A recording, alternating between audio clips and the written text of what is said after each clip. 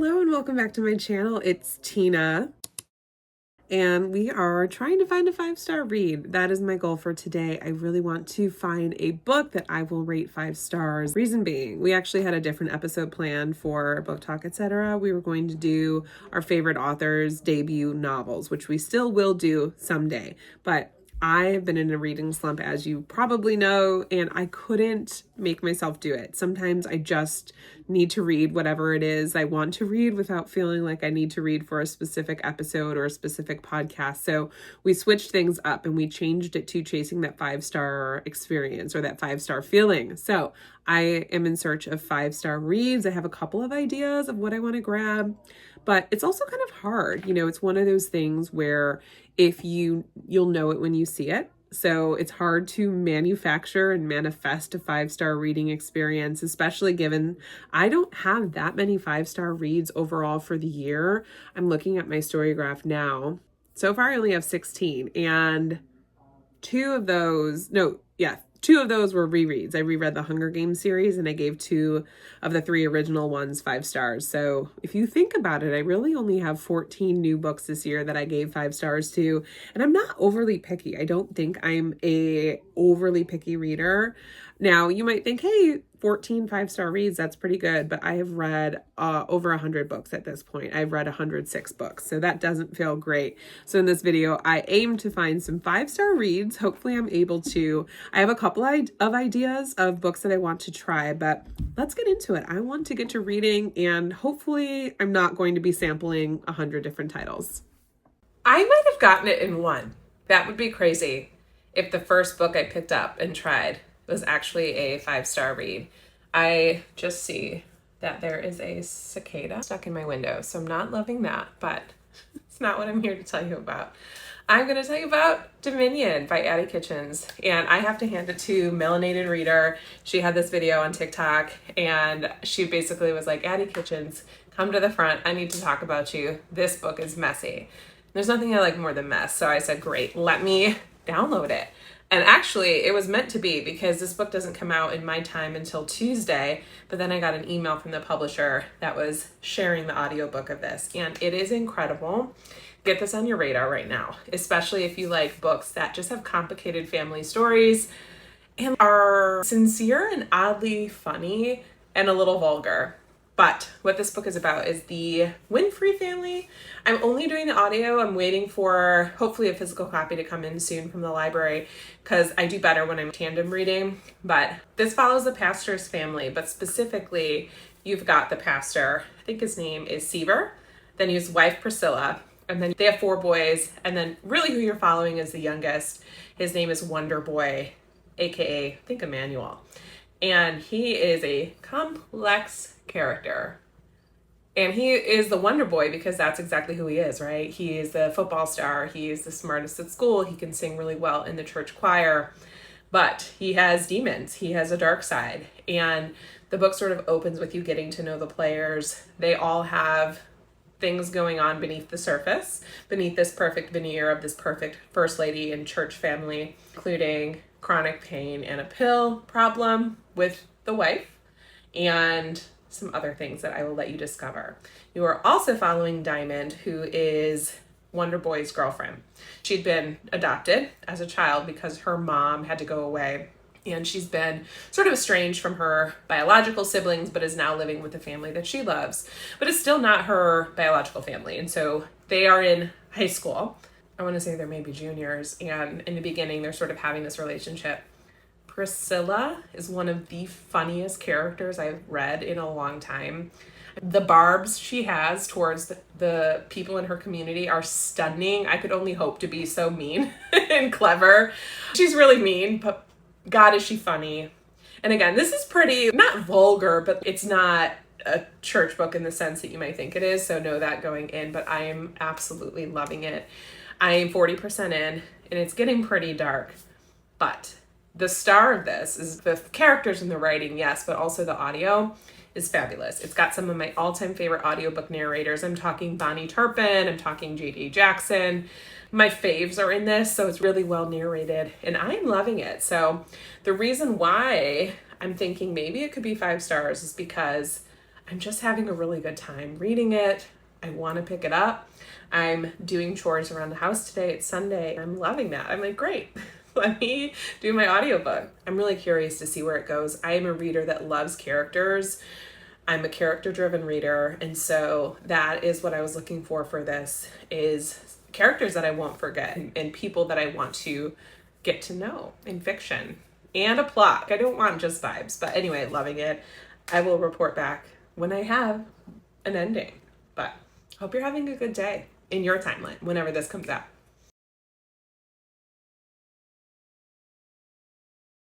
But Damn. just wasn't one day. It's so good. It's hours later. I just finished, and this is fantastic. 5 stars. I'm so excited. I love reading 5-star books, obviously, who doesn't, but you've got to get this on your radar. I'm pretty sad. This book is really good. It feels really well developed. I think comps for this are Saving Ruby King, which I also rated 5 stars, and These Heathens, which is a really good one. This one's darker than These Heathens, but has that similar humor. It's more along the lines of Saving Ruby King, which is such a compliment because I love that book. I actually haven't thought about it in a while. I don't know if I've recommended it on here. It's gritty, it's sort of Southern noir, it's about family secrets, and it's got one of my favorite subtropes where the wonder boy of the family, and that's literally his name on this case, has this fall from grace, maybe. And can he get back? Can he redeem himself? Is he worthy of redemption? I love this. I'm really impressed. I want to say this is a debut, which always is even better when I read a 5-star book and it ends up being a debut. Again, don't miss the narration don't miss the audio for this one. And it's one of those I got to get myself a copy of. I don't really have much else to say other than I'm sad that it's over. It's also rather quick. I want to say it's maybe 200, no more than 250 pages. So I got through this over the course of 24 hours and I highly recommend it. Sad it's over. Now what am I going to read? What am I going to read next? So I have a couple options because, again, I'm trying to find a 5-star reading experience. I could go classic, If Beale Street Could Talk, which is a book I can't believe I haven't read yet, and I think I have a physical copy. So if I can find the physical copy of that one, I'm going to go for that one. I also am looking at Jamaica Road and The Great Man. All 3 of those I think have potential to get me where I want to go. Let's go see if I have Beale Street. And then if I do, that'll be the winner. All right, so this is my deep, dark secret. This is a bin of books that are on my immediate TBR, theoretically. You know what I mean? Theoretically is all these books are on my TBR in theory. But let's see if I have If Beale Street Could Talk. I swear I bought it when I got a bunch of money or $100 to spend on Pango books last year. But this is a good exercise for me to really go back through and try and remember what books I've been wanting to read. Of course, if you see anything in here you think I would love, I want to read that one. Just let me know. But let's see. Thought that was a spider. Remember, I had to have that Stephen King book, didn't I? All right, maybe it's not in here and it's in the other space. This is my other reading area. It is a mess. I know. It is what it is. Oh, this one I want to read. I'm going to grab that. I want to read that as soon as possible. This one, Lonesome Dove, they are redoing the audiobook. It's going to be narrated by the same guy that narrates a lot of Stephen King books, Will Patton. So I'm real excited. That's coming out in September. So I will put this on my fall TBR. I am intimidated, but I hear it's fantastic. Come on, I'm rooting for me. Do you guys see it? Thank you. I needed that assist. I knew I had it. All right, here we go. Let's give it a whirl. If Beale Street Could Talk by James Baldwin. Yes, shockingly, this will be my first James Baldwin, which is crazy.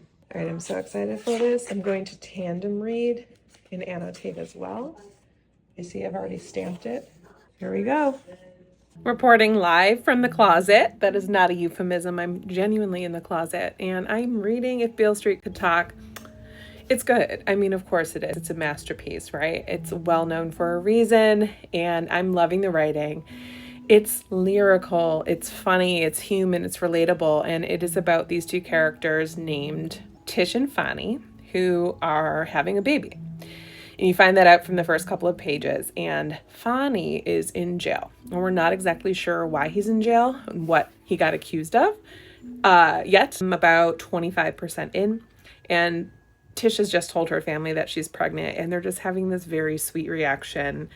And she is a little bit younger than him, but they're both like in their early 20s. And this book has a lot to say about race, about families. And so far, I'm really digging it. I'm having a real Bonnie Turpin weekend because she's also the narrator of this book. She also narrated my previous book, which is always exciting. She's one of my favorite narrators, but I would almost rather be reading this in print because I'm already trying to go back and underline a bunch, but there's really no chapter breaks in this one. I was looking at the physical copy and there's part 1 and then part 2, but part 2 doesn't happen until almost the very end. I'm excited to see what Fanny has been accused of. I am nervous because I have a feeling it's going to be devastating. It's told in present day. I think I thought this would be told differently. I thought it would be told leading up to the arrest, because I think I knew that he was in prison for something. It's on the blurb on the back.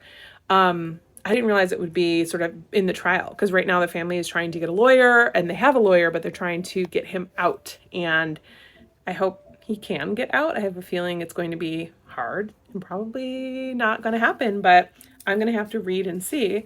I'm in the closet because I'm doing my daughter's school organization, this and that, but it's always good to have a good audiobook when you're doing household chores. And I especially need one for this because this is a huge undertaking, but wish me luck and I'll come back, when I have more to say.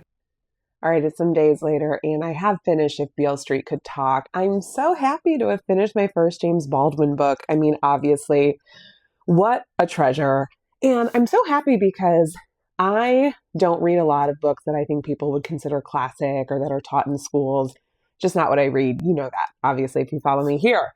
Because I don't read them because I typically find them to be a little bit slower and inaccessible. And I like to read for pleasure. And so I want something that's going to entertain and delight.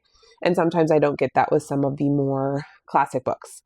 And this one did entertain and delighted in the fact that it's just so smart. It's just obviously so incredibly well written and poignant. And I think I said this before, but it makes me sad that this book, I want to say, is 40 plus years old now. And people in America are still dealing with a lot of the things that Fanny specifically and Tish and her family are dealing with today. It's just frustrating, but a really fantastic slice of American life. Did I rate this the full 5 stars? I did not. Only because I am a particular kind of reader. And I like an epilogue, right? I like things very clearly spelled out. And with this, you get a really good ending. It's just not one that I think, might be a tiny bit open to interpretation. And for me, I need resolution, right? And you do get resolution in here, depending on how you read it. But overall, I thought this was gorgeous. It says on the back that the young lovers experience a kaleidoscope of emotions, affection, despair, and hope. And I totally think that is true. I'm shocked I haven't read this earlier because one of my favorite books is An American Marriage by Tayari Jones. And this book, obviously, she was inspired by this book, as I'm sure a lot of authors were. But it's that sense of despair, right? When you wish things could be different, but because of who you are and the situations that you're put in, they aren't. Overall, though, so glad I read it. I am going to read more by James Baldwin. I think the next one I want to read is Giovanni's Room. That one, oh my gosh, I did not know that one came out in 1956. So when did this book come out? I, again, didn't study English in college. I studied psychology. Oh my God, this came out in 1974, so 50 years. Wow, I didn't realize that. Cool. But I want to read Giovanni's Room. I know that one is incredible. I'm also curious about a lot of these, really. But The Fire Next Time I've heard of. But overall, really glad I read it. 4.5 stars out of 5. Really, I'm just docking a half star because I wanted a more clear ending. But I'm very happy that I read this. Look at it outside. It's perfectly fall. Okay, it's not fall yet. It's still probably going to be 85 degrees today, but it looks like fall. I had to come on and tell you about my current read. I should say current listen. And I'm almost done. So it's long overdue. What I'm listening to is The Dead Husband's Cookbook by Danielle Valentine. And I love the cover of this, but honestly, I was just skeptical. I was like, I don't know. It's probably going to be missable. I'm so glad I picked it up because it is fabulous. It is so, so good. So let me tell you what it is about. It is about this woman named Thea who has secrets and she has trauma, but she is also an editor and she works in publishing. And she had this pretty egregious professional gaffe that really put her in a compromising position at her publishing house. And so one day she gets this call to her boss's office and her boss says, hey, we have this massive blockbuster project coming and you have been selected as the editor. The only thing is you have to sign this NDA. You can't talk about it. There's strings attached. And so she's like, okay, who is this? And it turns out this is for Maria. I want to say Caputo. I'm getting that from Orange is the New Black, but it's this woman named Maria, who is this very famous chef. Think Ina Garten meets Martha Stewart. That's the vibe that I get from this woman. And so she agrees to take it. Got a phone call. I had to change positions here. So Thea takes it, and it is very non-traditional because she has to live with Maria for however many days, and things are very hinky at the compound because what happened is Maria is infamous not only for her recipes, but also because her husband disappeared 30 years ago under mysterious circumstances. And there's this big joke going around in the public consciousness that she killed him and put him in her meatballs.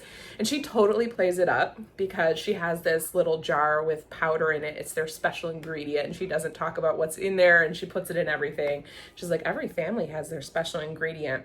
And so people are like, oh, it's obviously him ground up, but we don't know yet at this point what it is. What I love about this is the secrets and reveals are coming, but they're not silly. They are well earned, and you as a reader can play along. I also love that in between some of the chapters, you're reading Maria's memoir, and she also includes recipes, but it's not just like a recipe that I'm listening to on audio. It'll be scorned woman chicken, and she like goes into detail about how to make it. And so in the scene prior, we find out why, character was scorned, and then she writes about that recipe. I think it's really clever. I'm enjoying the heck out of this, and there's been some really good reveals recently, which is what made me had to stop, say, wait, what? I'm doing the audio because that's all I have. So I backed up. I'm like, did I hear what I thought I heard? So overall, chef's kiss. This is very entertaining. I've been saying that the thrillers in 2025 have not been hitting like I need them to, but this is definitely going on the good list. Hopefully it, sticks the landing as always, but so far so good. And I will report back when I'm finished. Oh my God. How did I not see? How did I not see? Okay, this is good. Well, this is a crazy video of my mom. What? Well, it did indeed stick the landing. Just finished The Dead Husband Cookbook, and I loved it. I really, really did. I thought this was a good for her story. I was rooting for all of the characters in an odd way. The ending was also super clever. This one, though, did two good things. I enjoyed the build-up, and I also enjoyed the ending. I thought it made sense. I thought it was well-earned and funny, and also just gave you enough, right? So one of the big things is what's in the meatballs, and you do indeed find out what the secret ingredient is that she sprinkles into her food. I don't want to tell you much more than that. I have to say I very much enjoyed it. Audio was good. Nothing stood out in bad or good ways, but I think this vlog has been a pretty intense success. I am very pleased with myself. I can say officially my reading slump is over, so thank goodness for that. I can move on. We are about to start a new reading month here, stepping into September, and I'm very pumped for my September reads. I've got fall reads, I've got horror. I'm gonna have a good time in September. Overall, August ended up being a good reading month. You've already seen my wrap up, probably. If not, I will link it here. Hopefully you enjoyed my thoughts on these last couple of books that I finished in August, but let me know, are any of these on your list? Have I swayed you? Have I turned you away from any of these? But I'm looking forward to reading this fall, and I will see you in my next video. It probably will be a fall TBR, I think. Anyway, see you then. Bye.